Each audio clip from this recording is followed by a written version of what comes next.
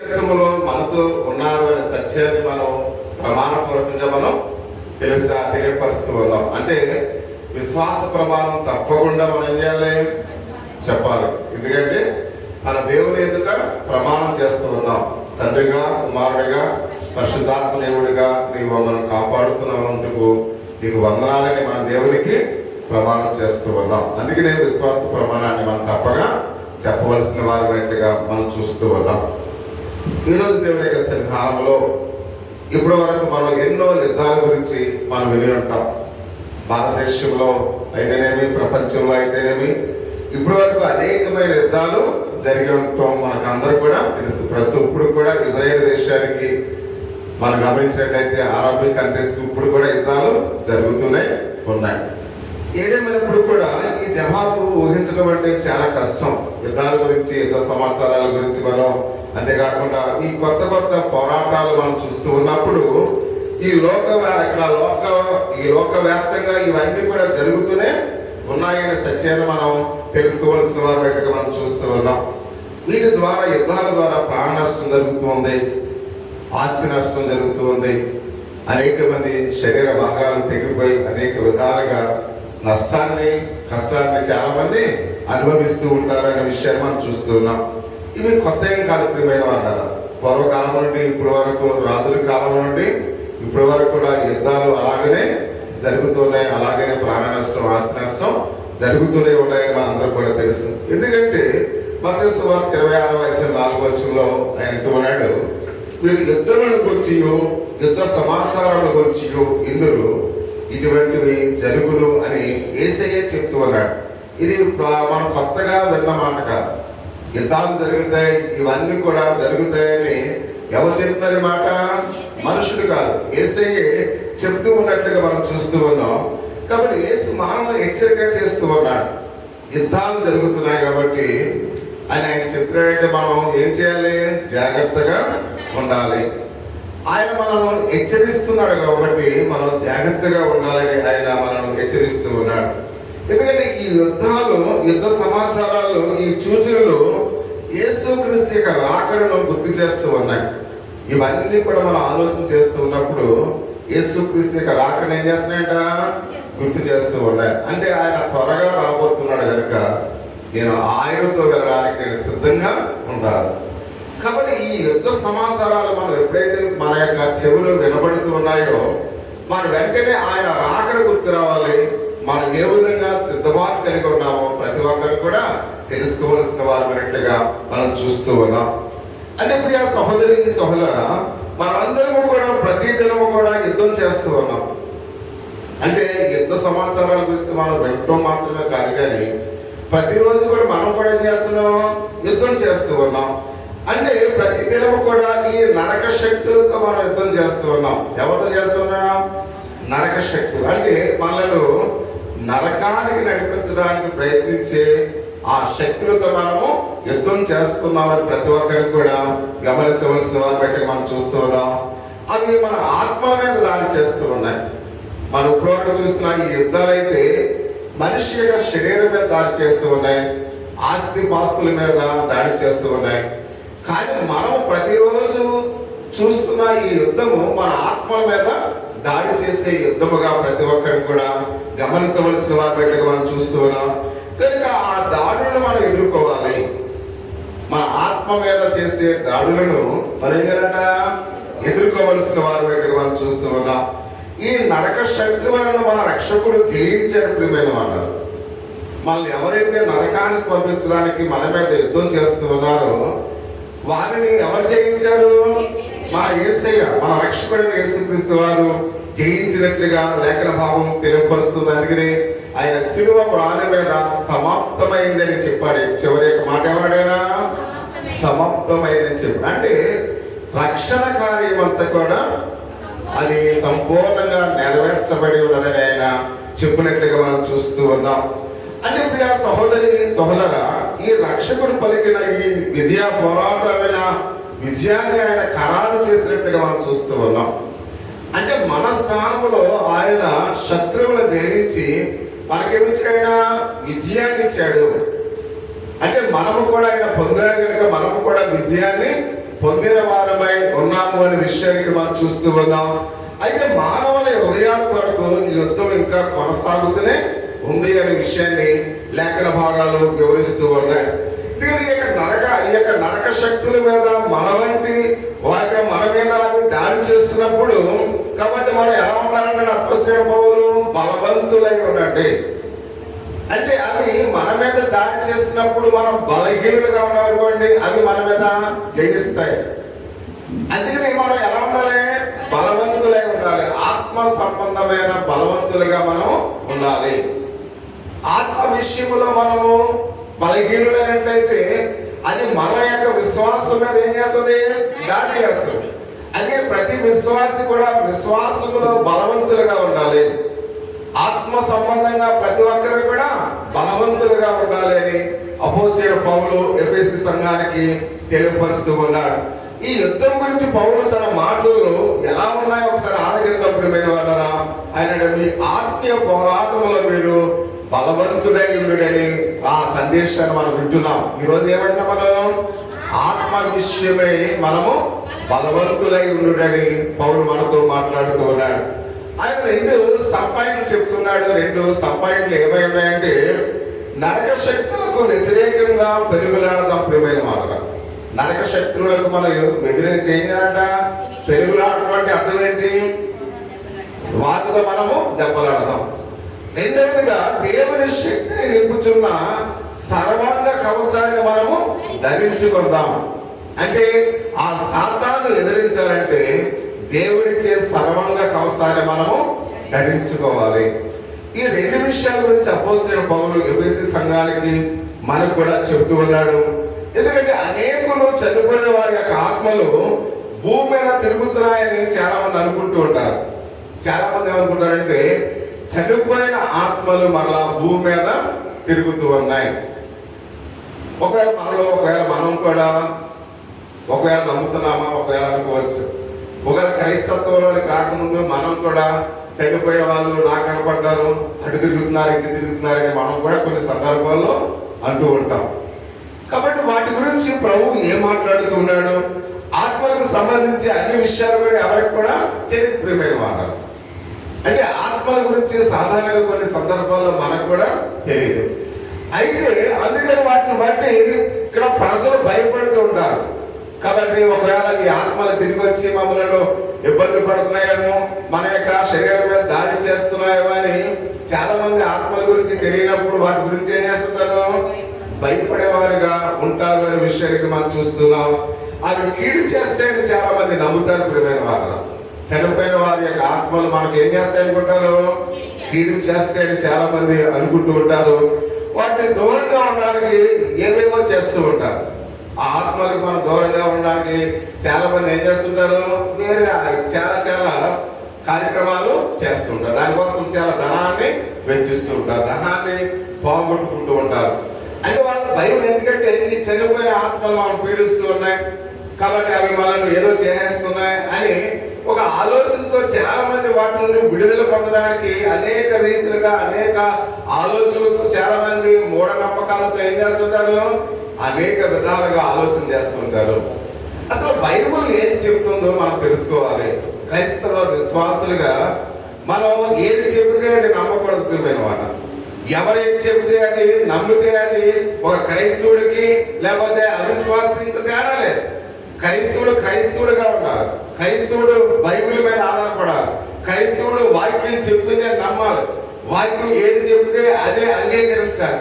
అందుకని ఎవరొకరు ఏదో చెబితే అది మనం విశ్వసించేమంటే అది మూఢనమ్మకం, అది దేవునికి విరోధమైనది అనే విషయాన్ని ప్రతి ఒక్కరిని కూడా నమ్మవలసిన వారమైనట్లుగా పరిశుద్ధ గ్రంథం చాలా స్పష్టంగా చెబుతుందనే విషయాన్ని ఇక్కడ మనం చూస్తూ ఉన్నాం.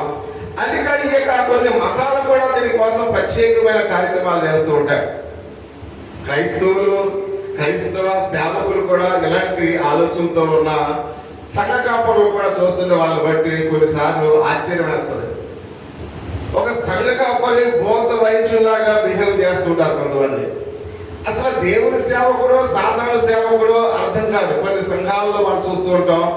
ఆ భూత వైద్యాలకి వాళ్ళకి ఏమాత్రం కూడా తేడా ఉండదు.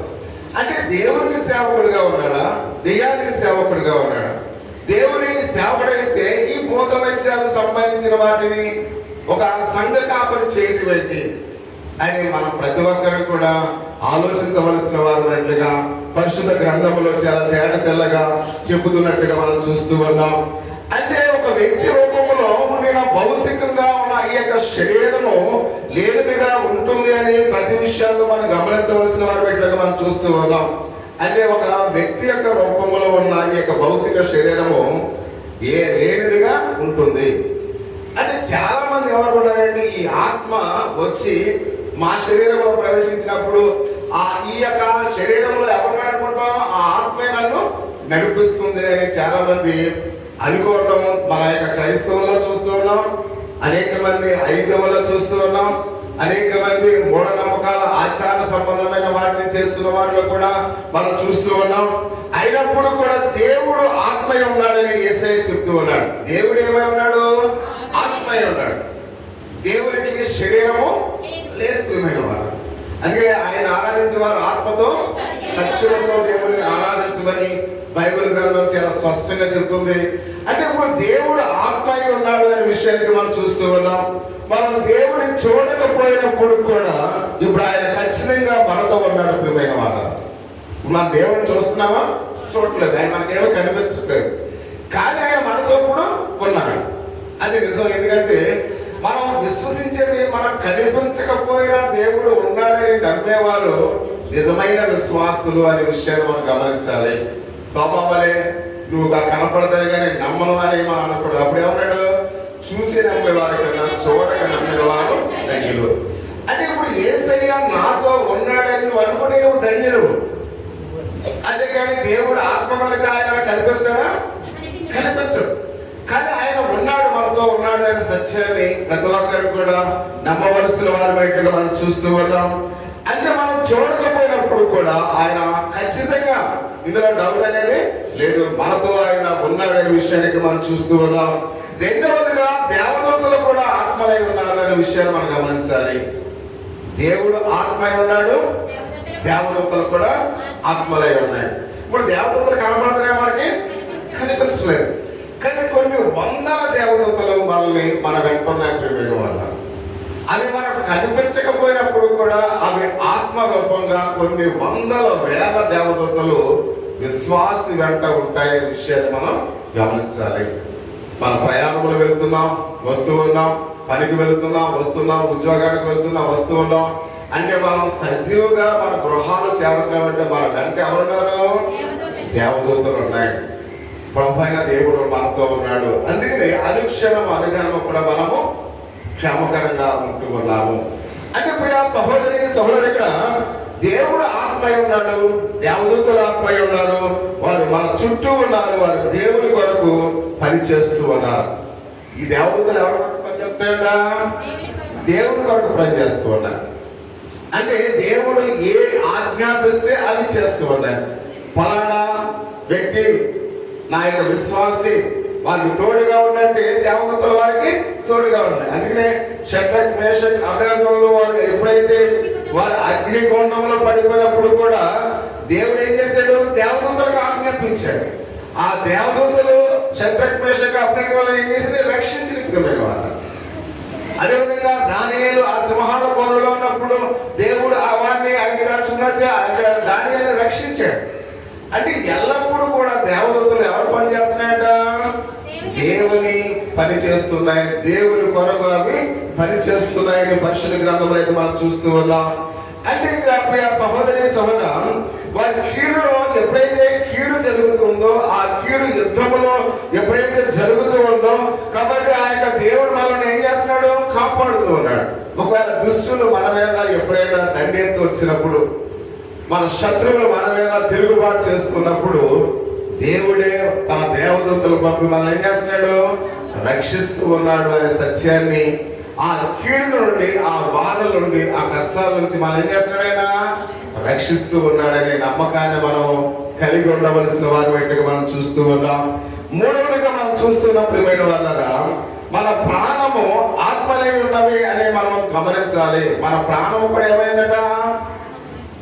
ఆత్మలై ఉన్నాయి. మన ప్రాణం కూడా నా ప్రాణం నాకు కనిపిస్తుందా? మీకు మీ ప్రాణాన్ని నేను చూడగలవా? అంటే మన ప్రాణం కూడా ఏమై ఉంది? ఆత్మయ ఉంది. దేవుడు ఆత్మయ ఉన్నాడు, దేవదూతల ఆత్మయ ఉన్నాయి, మన ప్రాణము కూడా ఆత్మయ ఉన్నదని ప్రతి ఒక్కరు కూడా నమ్మవలసిన వారి మనం చూస్తూ ఉన్నాం.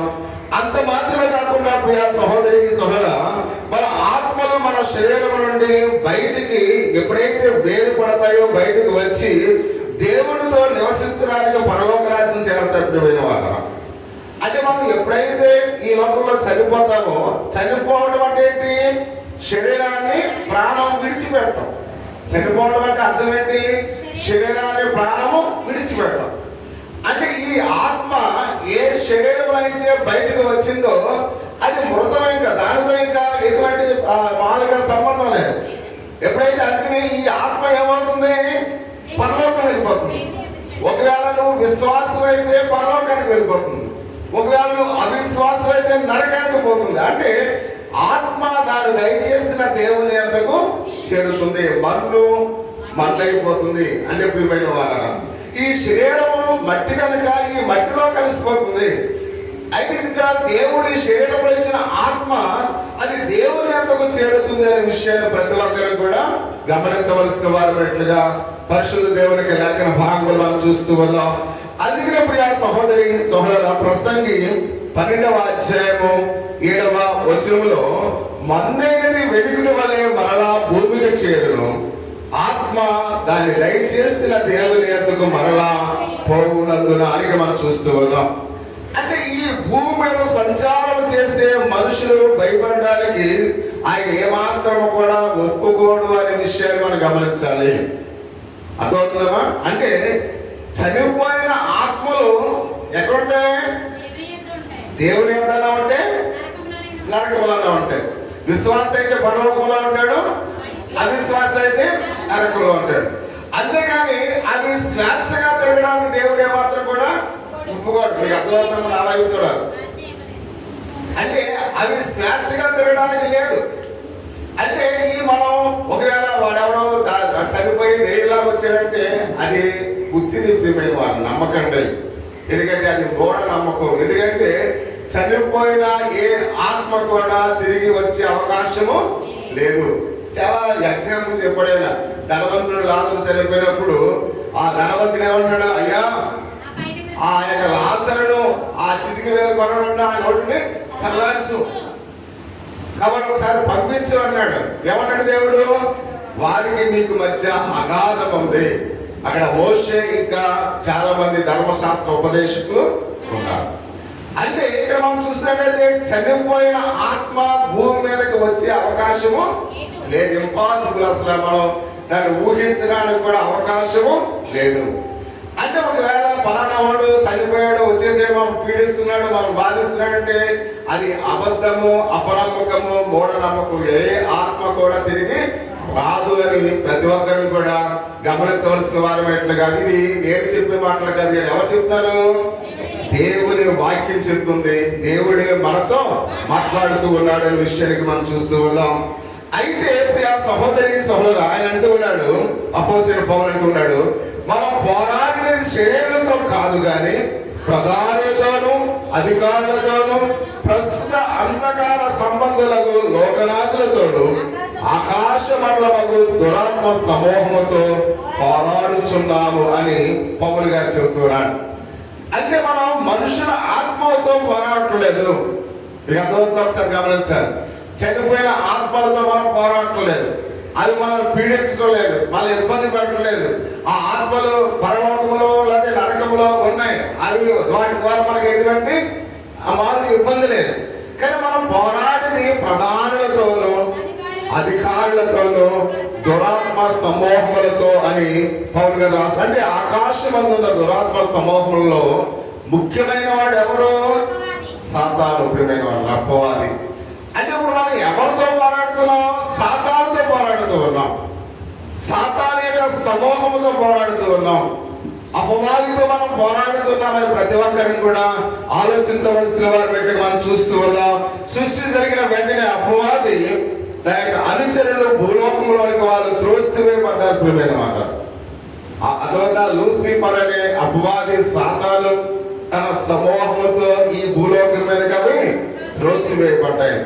అంటే ఇప్పుడు మనం పోరాటం ఎవరితో చేస్తున్నాం? వారితో చేస్తూ ఉన్నాం.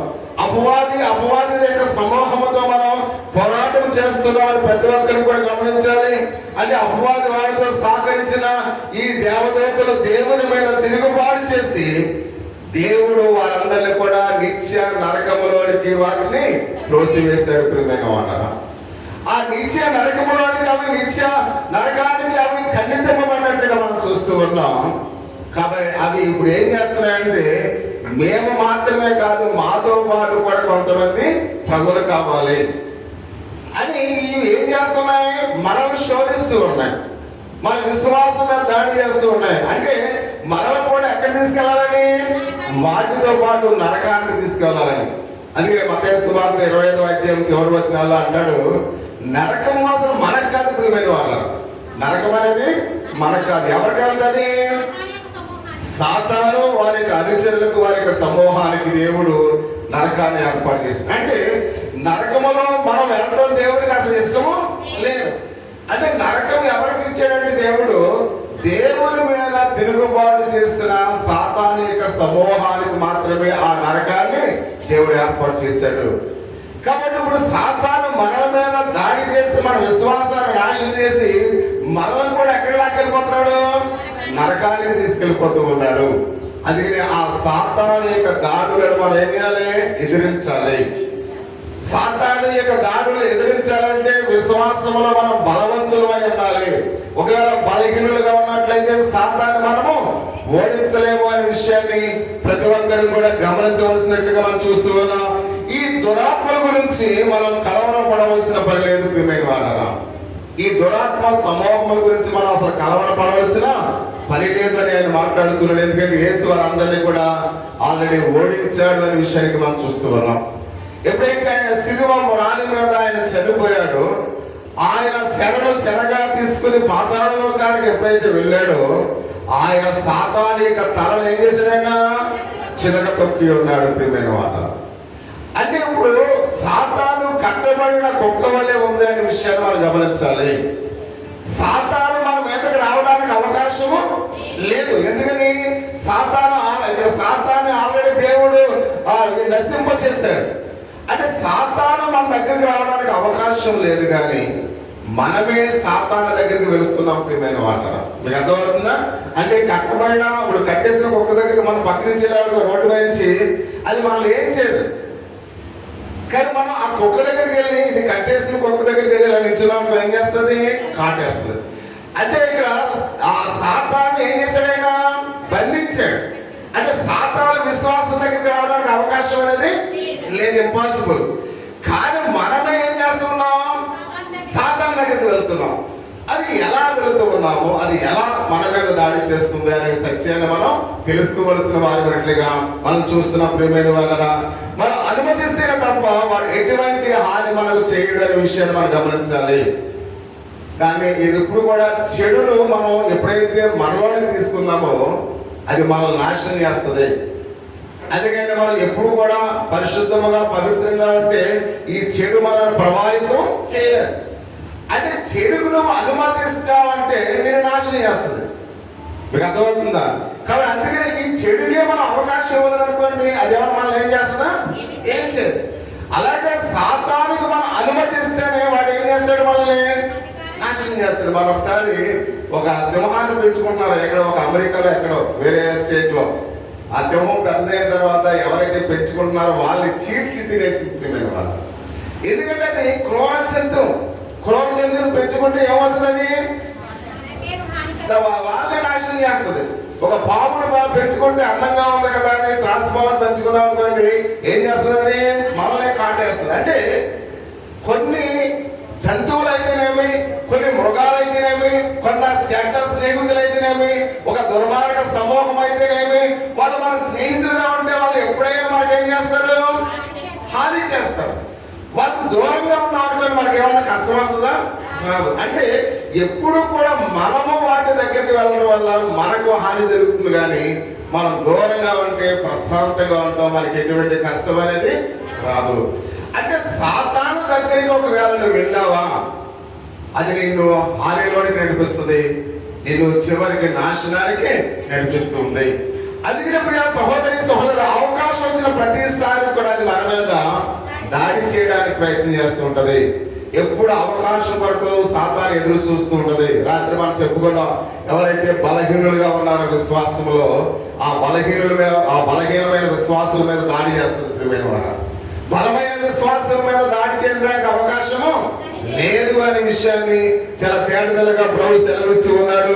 అవి మన శత్రువులు, మన వాటితో విరోధంగా పోరాడవలసిన వారి మట్టుకు మనం చూస్తూ ఉన్నాం. వాటిని చేరదీయకండి, వాటితో కలిసిపోకండి, వాటితో మనము పోరాడవలసిన వారమై ఉన్నాం. అందుకని ఎందుకంటే ఆ యొక్క సింహం అని మనం మర్చిపోకూడదు, అది సర్పం అని మనం మర్చిపోకూడదు. దాని స్వభావం ఎప్పుడు కూడా మారదు. ప్రియమైన వారు, పాము స్వభావం ఎప్పుడైనా మారుతుందా? మారదు. అదేవిధంగా ఇక్కడ మనం చూస్తున్నాం, ఆ యొక్క సింహం యొక్క స్వభావం మారుతుందా? మారదు. అవి ఎప్పుడు కూడా క్రూర జంతువులే కనుక అవి ఏం చేస్తాయి? కాటు వేయడానికి ప్రయత్నం చేస్తాయి. అందుకని పాము కనిపించిన వెంటనే కర్రతో దాన్ని కొట్టడానికి మనం ప్రయత్నం చేయాలి. ఇది అందంగా ఉంది కదా, ఉంచుకుందామని మన ఇంట్లో పెట్టుకుంటే అది ఏం చేస్తుంది? ఏదో ఒక సమయంలో కాటు వేస్తుంది. అందుకని ఎప్పుడు కూడా ఈ అపవాదితో మనం ఏం చేయవలసిన వారమై ఉన్నాం? పోరాడవలసిన వారమై ఉన్నాం. అపవాదితో ఎల్లప్పుడూ కూడా మనం ఏం చేయాలంట? పోరాడవలసిన వారి మట్టిగా మనం చూస్తూ ఉన్నాం. మన విశ్వాసము అక్కడ నశింప చేయడానికి, మనల్ని నరకంలోనికి నడిపించడానికి, కొనుక్కోవడం కంటే మరి వాటికి ఎక్కువైన ఏదైనా కోరిక ఉందంట. అంటే సాతానుకు ఒకే ఒక కోరిక ఉంది, మన విశ్వాసాన్ని పాడు చేయాలి, మన ఎక్కడ నడిపించాలి? నరకానికి నడిపించాలి. ఇదే ఆలోచనతో సాతాను తిరుగుతుంది. ప్రియమైన వారు, దానికి వేరే ఆలోచన లేదు, వేరే ఉద్దేశం లేదు. మనం సేవ్ చేయడానికి అది ప్రయత్నం చేయట్లేదు, మనం రక్షించడానికి ఏమాత్రం కూడా ప్రయత్నం చేయట్లేదు. నిత్యము కూడా సాతాను మనల్ని ఏం చేస్తుంది? నాశనము చేయడానికి ఎల్లప్పుడూ కూడా కోరుకుంటుంది అనే విషయాన్ని మనం గమనించవలసిన వారిని మనం చూస్తూ ఉన్నాం. కాబట్టి భూమి మీద సంచరించి, కాబట్టి దేవుడు వాటిని అనుమతిస్తూ ఉన్నట్లుగా మనం చూస్తున్నాం. కాబట్టి అవి సంచరించడానికి దేవుడు ఏం చేస్తాడంటే వాటికి అనుమతిస్తూ ఉన్నాడు.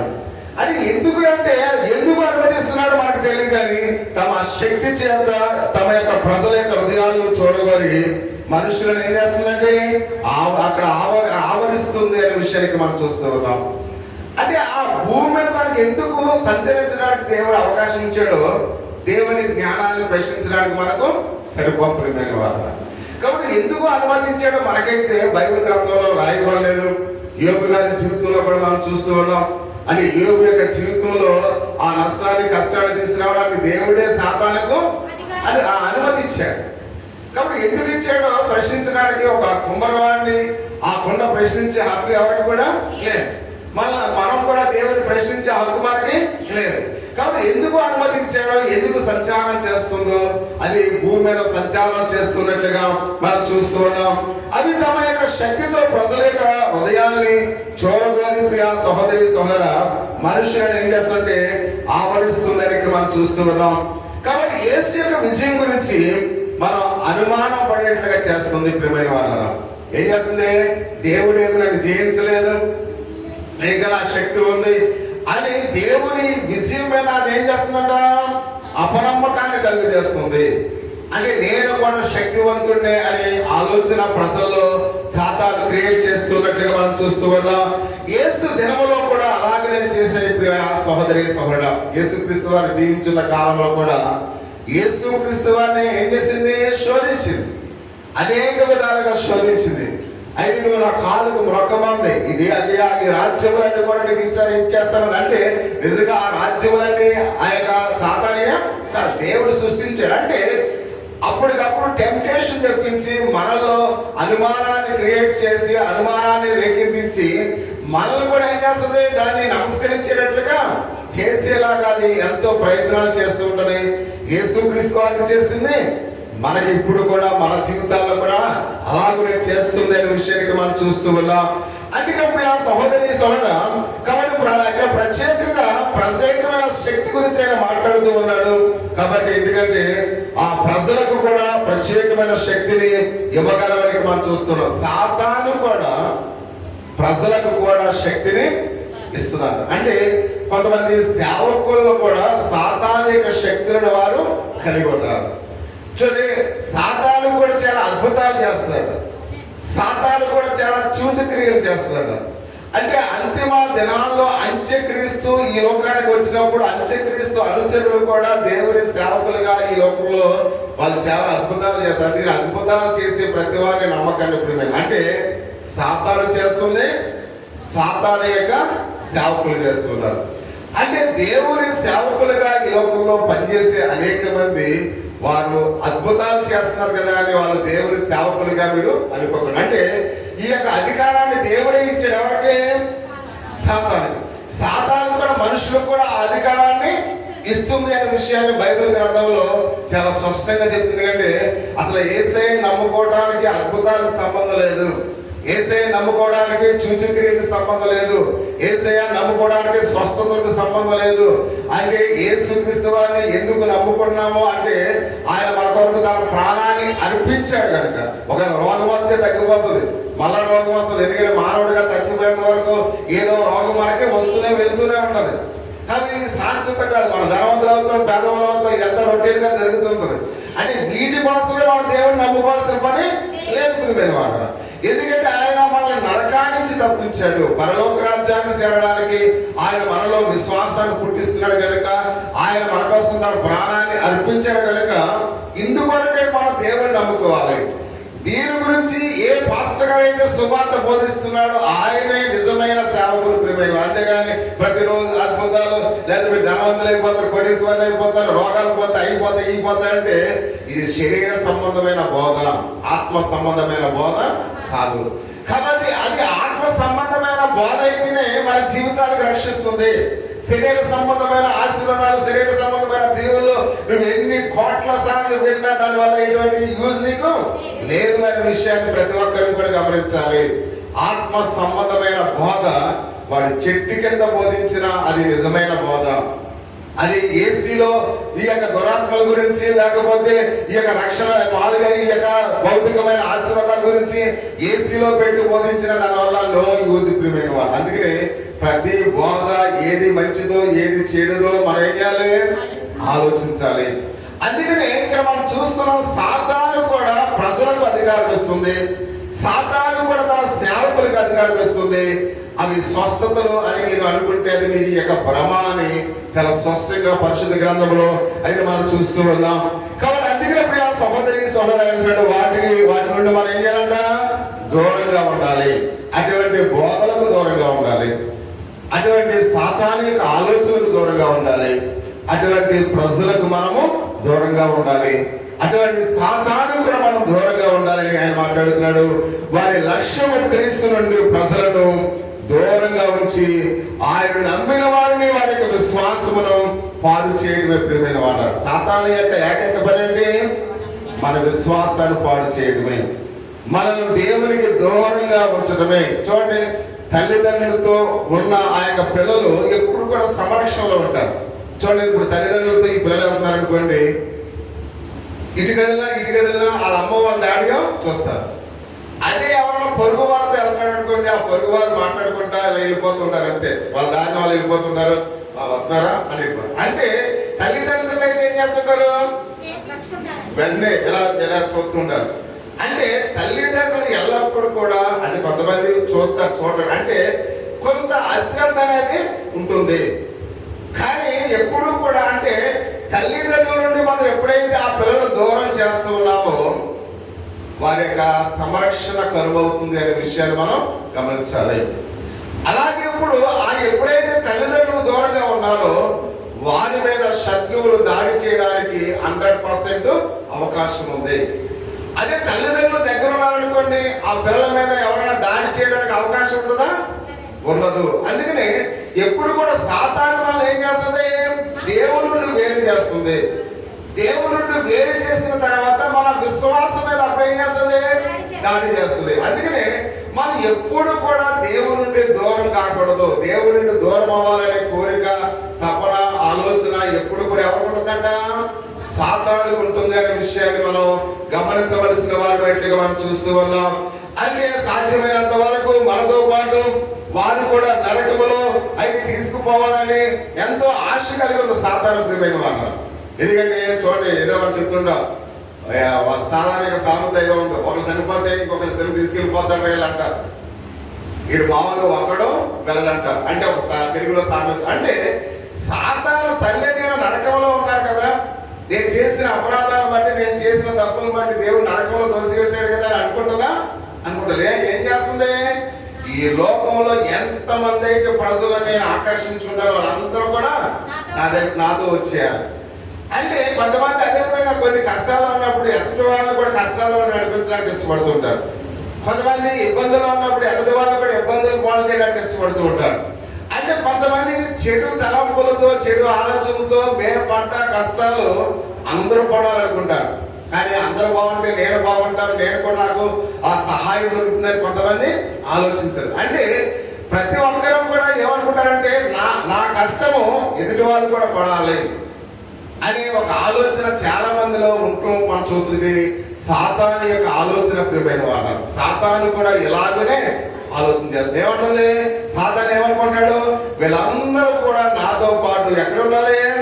నరకములో ఉండాలి, బాధ అనుభవించాలి అనే కోరిక సాతాను కలిగి ఉన్నట్లుగా మనం చూస్తూ ఉన్నాం. ఈ ఆత్మీయ యుద్ధం కూడా మన చుట్టూనే జరుగుతుంది ప్రియమైన వాళ్ళు. ఈ ఆత్మీయ యుద్ధం ఎక్కడ జరుగుతుందంట? మన చుట్టూనే జరుగుతుంది అనే విషయానికి మనం చూస్తూ ఉన్నాం. యుద్ధంలో సాతాను యొక్క ప్రణాళికతో పాటు అపవాది యొక్క తంత్రములను అని ఇక్కడ పిలుస్తూ ఉన్నాడు. అపోస్తలుడైన పౌలు ఏమన్నాడు? అపవాది తంత్రములు అని పిలుస్తూ ఉన్నాడు. అంటే తంత్రములు అంటే ప్రజలు దేవుని వాక్యము పై సందేహపడేటట్లుగా చేయటం వాడి యొక్క తంత్రం ప్రియమైన వాళ్ళ. తంత్రము అనే మాటకు అర్థం ఏంటి? సందేహము చేయటం. అంటే దేవుని యొక్క వాక్యం మీద విశ్వాసం ఉంచకుండా దేవుని వాక్యం మీద అపనమ్మకం కలుగు చేయడమే తంత్రము అని మనం చూస్తున్నాం. అంటే కొన్ని సందర్భాల్లో మంచి విషయాన్ని మనం నమ్మం, చెడు విషయాన్ని మనం నమ్ముతాం. అంటే సాతాను మంచి విషయం మీద మనం కేంద్రీకరించకుండా చెడు విషయం మీద మనం ఏం చేస్తుంటది? ఆలోచింపజేస్తుంది. అందుకనే అది సాతాను యొక్క తంత్రము అనే విషయాన్ని అపోస్తలుడైన పౌలు సెలవిస్తున్నాడు. అంటే దేవుని వాక్యం మీద నమ్మకం ఉంచకుండా దేవుని వాక్యాన్ని వాళ్ళు ఏం చేస్తారంట? తిరస్కరింప చేసినట్లుగా సాతాను కోరుకుంటుందని ఇక్కడ మనం చూస్తున్నాం. వాటి సులభమైన తంత్రము ప్రజలను పాపములో పడేటట్లుగా చేస్తుందని అపోస్తలుడైన పౌలు అంటూ ఉన్నాడు. కాబట్టి అందుకనే అది ఉరి ఒడ్డుతున్నట్లుగా మనం చూస్తూ ఉన్నాం. అది వెంటనే పడిపోవాలని ఏం చేస్తుందంట? ఉరి ఒడ్డుతున్నట్లుగా మనం చూస్తూ ఉన్నాం. కొన్ని సందర్భాలు మనం చూస్తుంటాం. కొంతమంది ఆ ఉడతలను పట్టుకునే వాళ్ళు ఏం చేస్తారంటే ఆ ఉచ్చు ఒగుతూ ఉంటారు. నిజంగా వాస్తవంగా ఆ ఉడతకి అక్కడ ఉచ్చు ఉందని తెలియదు. తెలిస్తే ఆ ఉచ్చులోకి వెళ్తుందా? వెళ్ళదు. అంటే సాతాను కూడా తెలివిగా తన తంత్రము చేసి మనల్ని ఏం చేస్తున్నాడు? తన ఉచ్చులోకి పడేటట్లుగా చేస్తూ ఉన్నాడు. అందుకనే చాలా జాగ్రత్తగా విశ్వాసి వెసులుకోవాలని ఇక్కడ మనం చూస్తున్నాం. ప్రియ సహోదరి సహోదరా, వాడు సులభమైన తంత్రం అయితే చేత మనల్ని ఏదో విధంగా కీడు తలపెట్టాలని ఆలోచనతో ఉన్నాడు. అందుకనే దేవుని మాటలు నిజంగా అర్థం ఇది కాదు కానీ ఆయన అంటున్నాడు, ఆ యొక్క ప్రజలను ఒప్పింప చేయడానికి చాలా సార్లు ప్లాన్ చేస్తాడు. ఎందుకంటే కొన్నిసార్లు దేవుని మాటలు మన అర్థం కాకుండా ఏం చేస్తాడు? ఆలోచన చేస్తుంటాడు. అర్థము కూడా వేరే అర్థాన్ని మనకు ఏం చేస్తాడో చెప్తూ ఉంటాడు. కొన్ని సందర్భాలు మంచి విషయాన్ని మనం విన్నప్పుడు అది చెడు విషయంగా మనం క్రియేట్ చేసుకుంటూ ఉంటాం. అంటే అర్థము మనకి అర్థం కాలేదన్నమాట ప్రియమైన వాడు. అందుకనే ఏదైనా విషయము ఎవరైనా చెప్పినప్పుడు జాగ్రత్తగా పరిశీలన చేసి మనము తెలుసుకోవాల్సిన వారమైనట్లుగా మనం చూస్తూ ఉన్నాం. ప్రియ సహోదరి సహోదర, మన చుట్టూ కూడా ఆయన చూపిస్తూ ఈ యొక్క తంత్రము అంటే తను ఎంతో విజయాలు సాధించడాన్ని ఆలోచిస్తున్నట్లుగా సాతాను ప్రయత్నం చేస్తున్నది కొన్నిసార్లు అనుకున్నట్లుగా చేస్తుంది ప్రియమైన వాళ్ళ. అందుకని ఆయన సాతాను యుక్తి గల జాలరై ఉన్నాడు అని మనం చూస్తూ ఉన్నాం. జాలరి అంటే ఏంటి? చేపలు పట్టేవాడు. చేపలు గేలాన్ని వేసేటప్పుడు మాటికి ఒకవేళ ఎర్ర ఆ చేపలు చేప పడకపోతే ఏం చేస్తాడు? ఎర్రను మారుస్తాడు. అర్థం ఏం చేస్తాడు? మారుస్తాడు. ఒకవేళ ఆ ఎర్ర ఇంకా తినకపోతే మరలా ఎర్రను మారుస్తాడు. ఆలోచన ఏంటి? ఏదో విధంగా చేపని పట్టాలి అంటే మనలో కూడా ఏదో విధంగా డైవర్ట్ చేయడానికి ప్రయత్నం చేస్తుంటది. అనేక చెడ్డ తలంపులు మనలోనికి రేకెక్కిస్తుంది. ఒకవేళ ఈ ఆలోచనలు తప్పుకుంటే ఆలోచన, వేరే ఆలోచనలు తప్పుకుంటే వేరే ఆలోచన, అంటే ఏదో విధంగా చేయాలి. అంటే సాతాను అయితే తెలియగల జాలరైనట్లుగా ఒక చేపలు పట్టేవాడు ఎంత నైపుణ్యత కలిగి ఉంటాడో, ఎంత జాగ్రత్తగా పట్టేంత వరకు తన జ్ఞానాన్ని ఉపయోగిస్తాడో, అలాగే సాతాను మనను పాపములో పడవేయడానికి ప్రయత్నం చేస్తూ ఉన్నాడు. అందుకని సాతాను వ్యక్తి కాదు అని ప్రతి ఒక్కరిని కూడా ఆలోచించవలసిన వారమై ఉన్నాం. అందుకని ఈ యొక్క శోధనలు వేరువేరుగా, ఆ శోధనలు వేరువేరుగా మనలో అంటే మనం ఏ శోధనకైతే పడిపోతామో, అంటే మనిషికి ఏదో ఒక బలహీనత ఉంటది. ఆ బలహీనత సాతానుకు బాగా తెలిసి ప్రియమైన వాళ్ళరా, ఆ బలహీనతలో వాళ్ళు ఏం చేస్తారు? అందుకనే మానవుడు ఎటువంటి బలహీనతకు త్రోవ ఇవ్వకూడదు ప్రియమైన వాళ్ళరా. మన ఆలోచన, మన ఉద్దేశం, మన తలంపు ఎప్పుడు కూడా పరిపూర్ణ అశుద్ధమైనదిగా ఉండాలి. ఎప్పుడు కూడా ఎటువంటి బలహీనతకు మనము త్రోవ మన దేవుని యొక్క వాక్య భాగములు మనం చూస్తూ ఉన్నాం. కాబట్టి అందుకని వాటి విషయంలో సాతాను చాలా, ప్రియ సహోదరి సహోదర, అతడు చాలా అనుభవశాలిగా ఉన్నాడు అని ఇక్కడ మనల్ని నాశనం చేయడానికి మాస్టర్ ఆఫ్ డిగ్రీ చేసాడు ఎవరు? సాతాను ప్రియమైన వాడు. అంటే మనం ఎలా పడిపోతామో దానికి సంబంధించిన వాడు ఒక డిగ్రీ చేసాడు. సాతాను పేరు తర్వాత మాల పిహెచ్డి ఇంకా మనం ఎన్ని పెట్టుకున్న అంటే ఏదో విధంగా మానవుడిని నాశనము చేయాలి. అందులో అనుభవశాలిగా ఉన్నాడు సాతానుని మనం చూస్తూ ఉన్నాం. అందుకనే ఒకవేళ మేము మీ మీద పనిచేయగల ఆ యొక్క సాతాను విషయాల్లో వాడు చాలా ఖచ్చితంగా ఉన్నాడు కనుక ఈ దాడులు ఒకవేళ మన మీద పొలబడితే పౌలు గారు మండుచున్న బాణం వంటివి అని మనం చూస్తూ ఉన్నాం. వాడు ఉపయోగించే బాణాలు ఎలా? మండుచున్న బాణం వంటిది.